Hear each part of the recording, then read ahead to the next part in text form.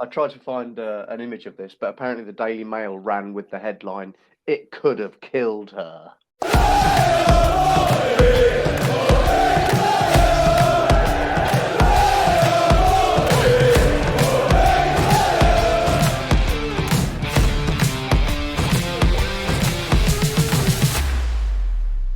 Here we go. It's the Pompey Pod with Mike, Dan, and Tolly, and this is our preview of the Oxford United game away this weekend, Saturday. Dan, kicking us off, head to head. How have we done previously against Oxford? Played 77. We've lost 24. We've drawn 25, but we've won 28. Wow. How's about that? And we haven't actually got back. I had a feeling that we didn't have a great record against Oxford, but we've only actually lost once in the last sort of 11, 12 games against them. That's very decent. Yeah, haven't 1, 2, 3, 4. Last 6 games have been 4 draws, 2 wins for us. So Nice. yeah, it normally ends in a draw, doesn't it? The Oxford. Yeah, quite often, aren't they? Quite often High draws. We had those playoff games that were draws and then went to pens, didn't we? Yeah. But wasn't it? Was it last time we played? Oh no, it's at their place, isn't it? Generally at their place, it's a draw as well, isn't it? We beat them last season at our place. But earlier in the season, Yeah, that's right. Yeah, it was Lang's first game, I think, wasn't it? Last season, was it? If I recall correctly, away to Oxford. Sadie's winner. Oh, away to Oxford. Yes. It was Chip. Nice finish, wasn't it? Yeah, very good.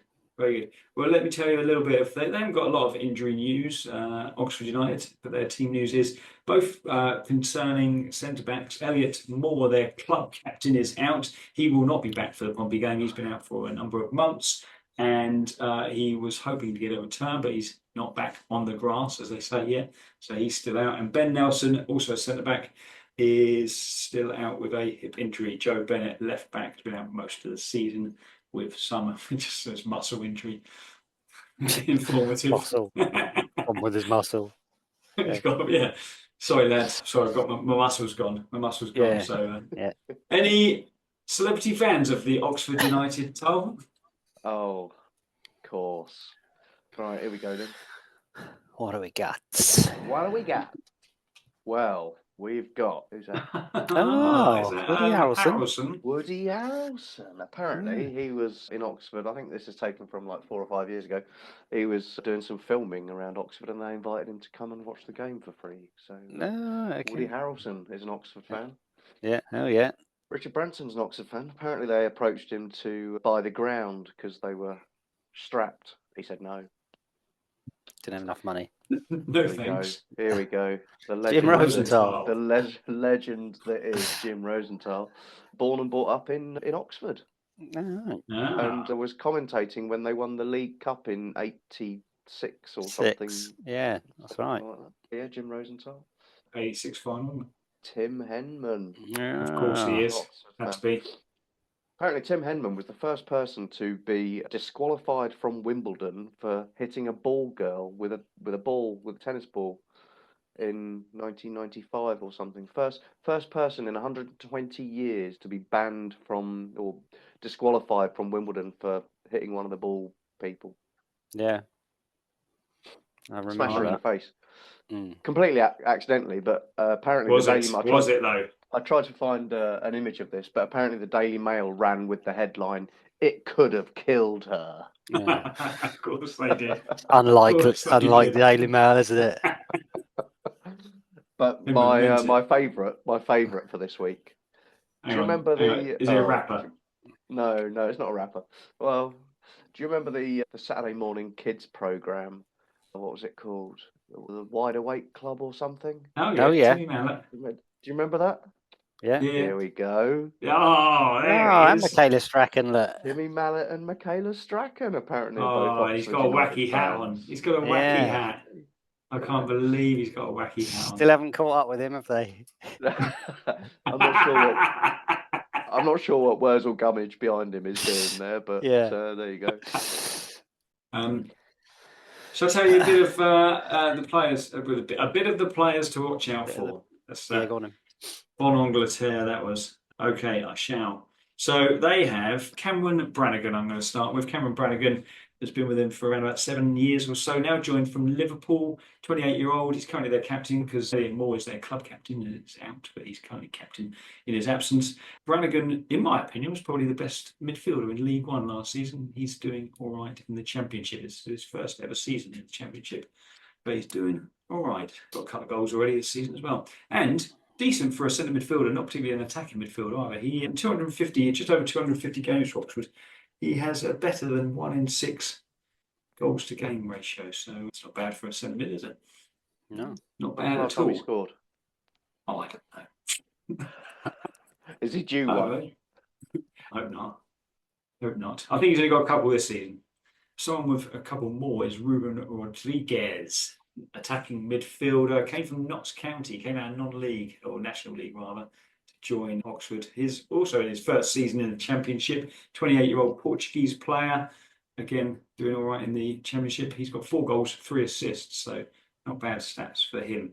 Now, the next two, I've not necessarily players to watch, but I've highlighted these for a reason. So, Ole Romene, I think is how it's pronounced. He's a Dutch attacker, can play either wing or as an AM.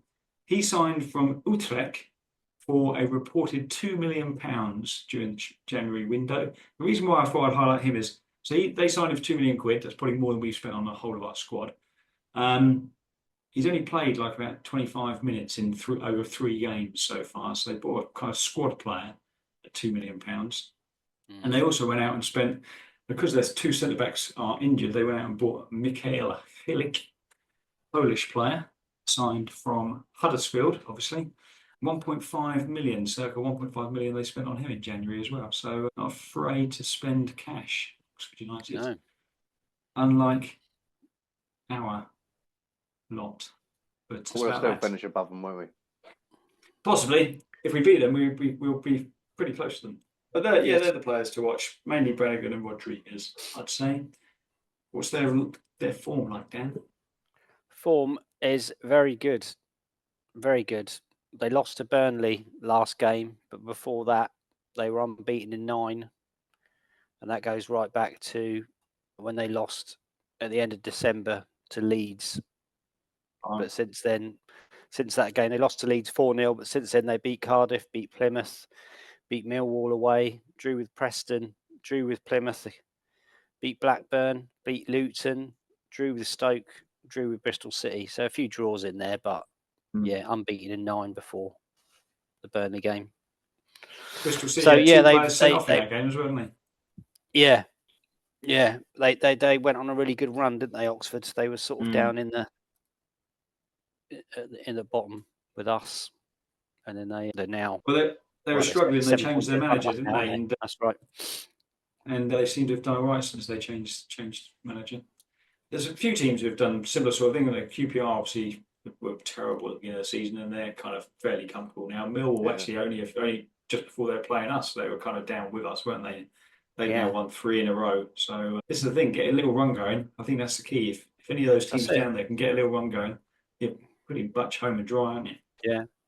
Well, 2 or 3 wins, sort of in 5 or 6 games, sorts you right out, doesn't it? And that's the good thing about us having those games, those so-called weaker teams to play. Yep.